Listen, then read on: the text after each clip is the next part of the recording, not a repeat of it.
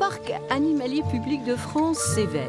Propriété du Muséum d'histoire naturelle, la Haute-Touche s'étend sur 436 hectares, dont 150 d'enclos. Chaque jour, les équipes de soigneurs et tout le personnel consacrent une grande partie de leur journée à nourrir et améliorer le quotidien des animaux. C'est pas bien, si tu peux regarder au système des sangliers, là, si ça fonctionne, la trappe. 8h30, les équipes du jour reçoivent brièvement les dernières recommandations avant de charger leur véhicule.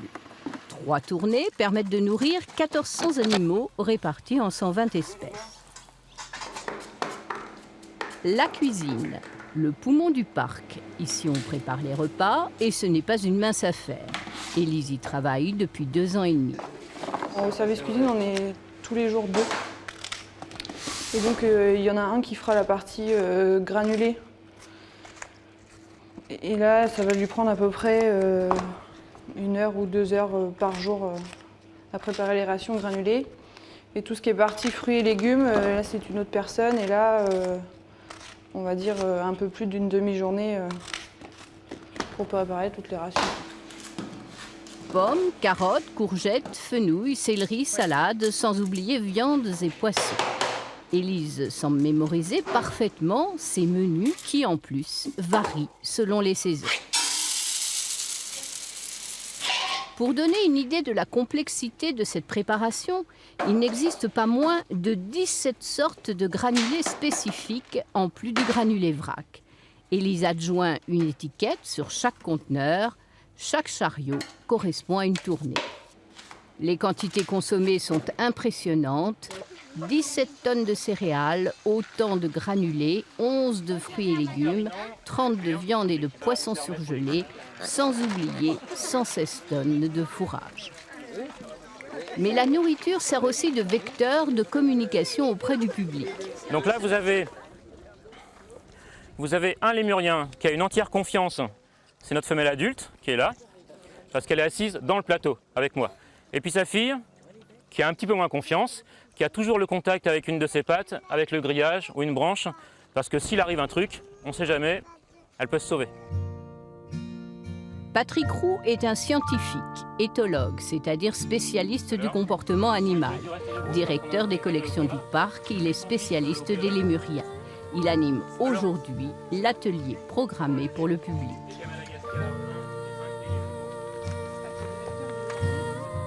Toujours remettre en perspective ce qui fait la spécificité du parc de la Haute-Touche. Il y a 4 animations par jour avec certains soigneurs ou un animateur ou moi-même. Et oui, c'est super important cet aspect d'explication auprès du public, de sensibilisation du public, parce que c'est le rôle de tous les parcs déjà de le faire, et d'autant plus un parc du muséum, où nous avons vraiment un rôle d'éducation du public. On présente des espèces qui sont super intéressantes, visuellement, très mignonnes, mais il faut aussi savoir que si on est présente, c'est que derrière, il y a tout un travail d'étude de l'animal, de reproduction, de conservation, peut-être un jour de réintroduction dans leur milieu d'origine. Bon, rassurez-vous, il y en a plein. La grande majorité des gens qui viennent à la Haute-Touche sont sensibles au thème de la conservation et de la protection environnementale, animale comme flore. Maintenant, il faut que quand ils partent d'ici et qu'ils arrivent chez eux, que ce qu'ils ont appris ici avec nous, ils puissent le faire aussi à la maison par des petits gestes. Parce qu'on parle bien sûr des animaux exotiques, mais on parle aussi de la faune locale et de la protection de la biodiversité locale. 50 000 visiteurs par an, en voiture, puis à pied, en vélo, en calèche ou en golfette, parcourent les circuits du parc. Près de 9 km en tout, à la découverte des animaux, mais aussi de la flore. Élise a délaissé la cuisine pour sa tournée quotidienne. Et parmi ses pensionnaires, justement, la nurserie de Sistude. Cette tortue qu'on trouve en Brenne fait l'objet depuis 2007 d'un programme de sauvegarde de l'espèce, grâce auquel des réintroductions en milieu naturel au lac du Bourget en Savoie ont pu commencer, apparemment couronnées de succès. Non loin de là, l'équipe de soins est aussi à pied d'œuvre. Sandra, la vétérinaire, accompagnée de Benjamin, étudiant, stagiaire, et de 2 soigneurs, dont Emmanuel le chef. Mission du moment, capturer une grue sauvage, électrocutée, soignée au parc.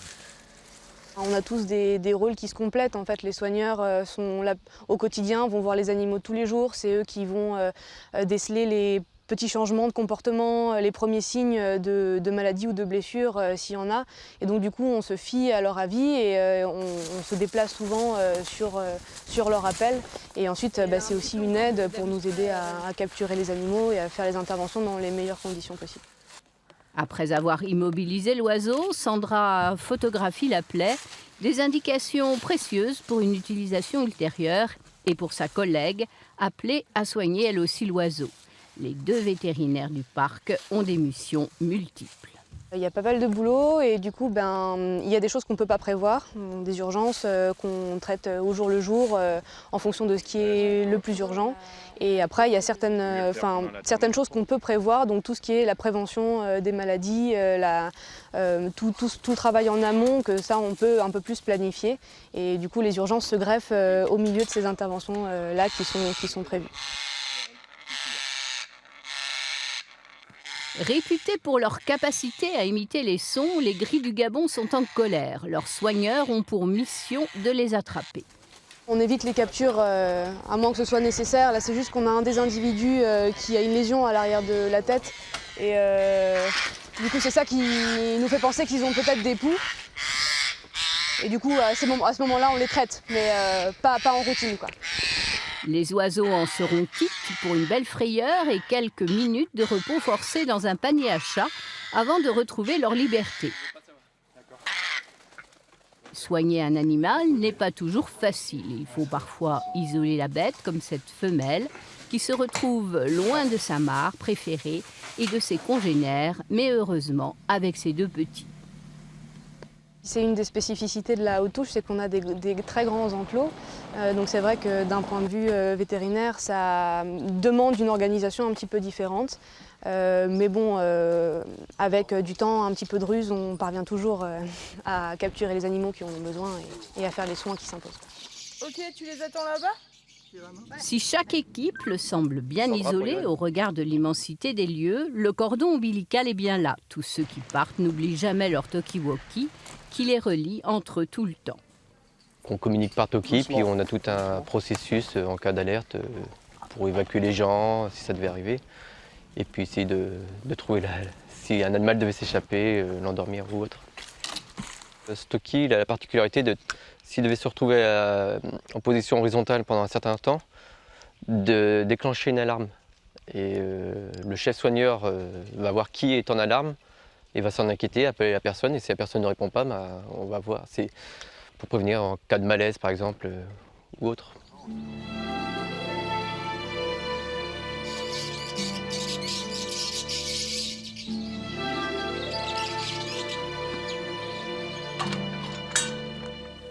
Harold est le dernier soigneur embauché à la Haute-Touche. Sa tournée, la tournée 1, l'emmène à la rencontre d'une centaine d'animaux très variés. Aujourd'hui, il a du mal à faire bouger certains de ses pensionnaires.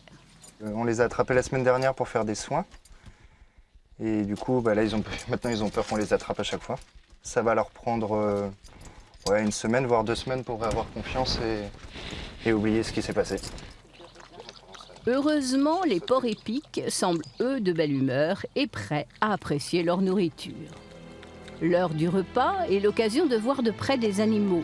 L'étang africain attire les visiteurs pour ce rendez-vous gourmand, orchestré de main de maître par Juliette.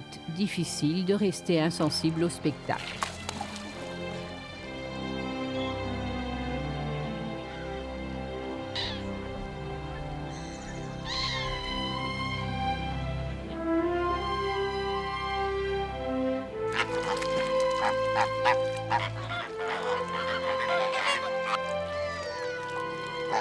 Pour l'an prochain, j'espère que les petits pandas vont arriver, j'espère que les taquins vont arriver.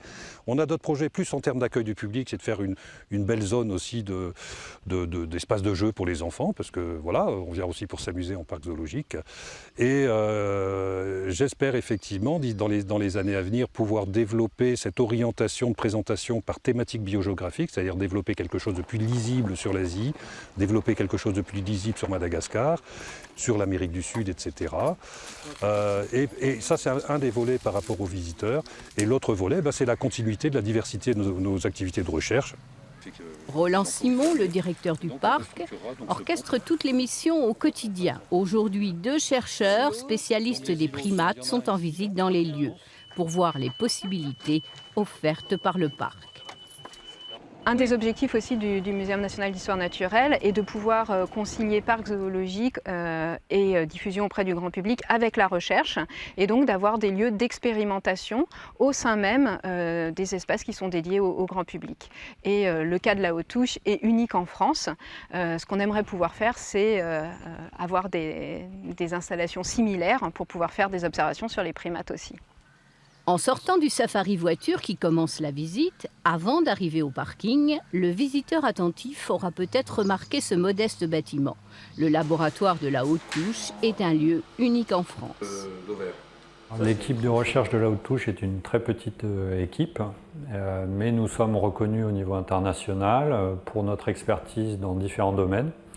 La procréation assistée chez les espèces sauvages, l'étude des comportements, la médecine vétérinaire également, et nous cherchons à diversifier encore notre expertise. Financé depuis une quinzaine d'années, le laboratoire a mis au point des techniques de reproduction très sophistiquées. C'est une cryothèque assez originale puisqu'elle est constituée d'échantillons cryoconservés, de semences, de sperme, mais également d'embryons. Donc ce sont des échantillons qui sont conservés dans l'azote liquide à moins 196 degrés et qui nous permettent de stocker le patrimoine génétique précieux des espèces les plus rares du parc. Donc là, dans les différents petits containers, on a quasiment 400 individus issus de 35 espèces différentes collectées sur le parc. Donc c'est un petit trésor pour la Haute-Touche.